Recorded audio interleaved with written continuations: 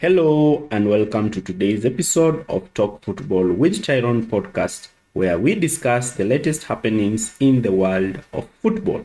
Today, in particular, we'll be talking about Pep Guardiola's new tactical innovation of using John Stones as an inverted centre-back.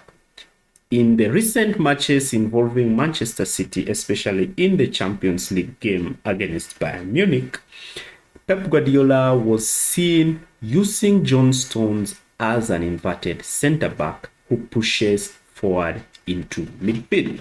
Before we continue with this video, I'd like to ask you to like, share and subscribe to our channel for more content like this.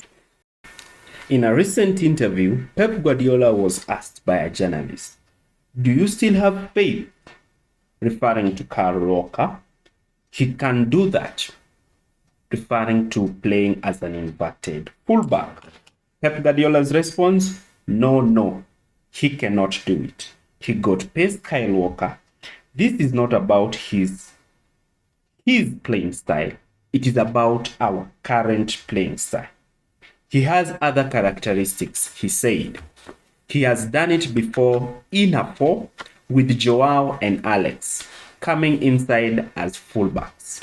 But now, when we build with a 3 and 2, he cannot do it. This is evident with how Pep Guardiola has been playing in recent matches, using a back 3, 2 holding midfielders, 2 attacking midfielders occupying the half spaces, wide wingers and Erling Haaland leading the attack, forming the 3-2-2-3 attacking triton.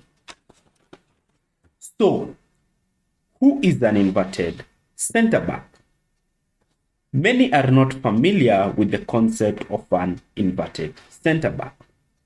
We have tried to come up with the clear definition of who an inverted centre-back is. We have defined an inverted centre-back as the centre-back who pushes forward into midfield during the attacking phase of play, effectively acting as an auxiliary midfielder.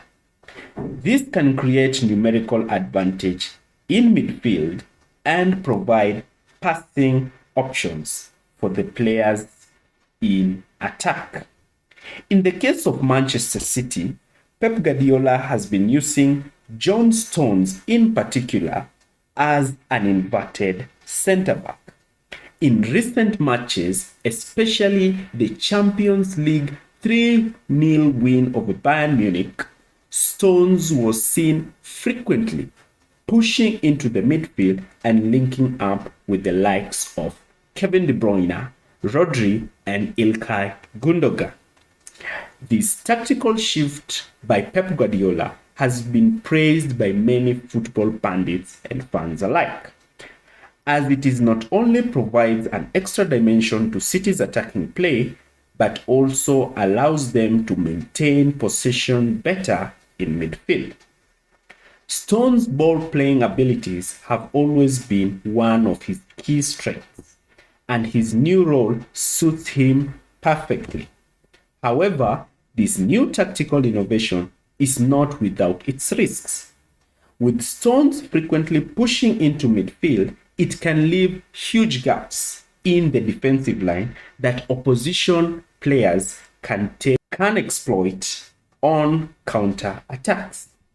But Guardiola seems to have anticipated this and has instructed his other 3 defenders to come inside, mainly the wide attacking centre-backs in Akanji and Ake, to tuck in and play alongside Ruben Dias, therefore closing the gap that has been left by Stones pushing forward. The inclusion of Stones in midfield gives Manchester City a new dimension, especially during counterattacks. Stones, being a defender operating in midfield, is able to stop these counterattacks through counter-pressing and tactical fouls. This has ensured Manchester City create strong defensive solidity. And this has resulted in a clear, well-balanced 3-2-2-3 structure in Pep Guardiola's team. In conclusion, Guardiola's use of John Stones as an inverted centre-back is a fascinating tactical innovation. This has already yielded positive results for Manchester City. It will be interesting to see if Guardiola continues to use this tactic in future matches and if other teams will be able to adopt this tactic or try to create ways to mitigate and stop Manchester City from effectively using this tactic against them. And that is for today's episode of Talk Football with Tyrone podcast. Thank you for tuning in and see you next time.